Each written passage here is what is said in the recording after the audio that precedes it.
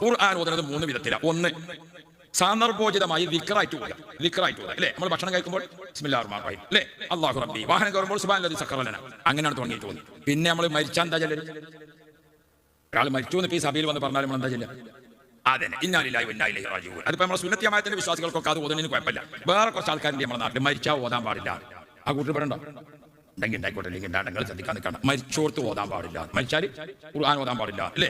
ഇപ്പൊ നമ്മൾ മരിച്ചു എന്ന് കേട്ടപ്പോൾ ഏതേ ഓതിയത്? ഖുർആൻ. അപ്പൊ ഇവരൊക്കെ മരിച്ചു എന്ന് പറഞ്ഞാൽ നമ്മൾ എന്താ ചെയ്യുക? ഇന്നാ ലില്ലാഹി ചെല്ലാൻ പറ്റും. പാർട്ടി മാറിങ്ങാണ്ടേ ഫാഷൻ നോക്കിയാണ്ട് പോയാണ്ടല്ലേ എന്താ വരാൻ പോണെന്ന് നോക്കിക്കോളൂ.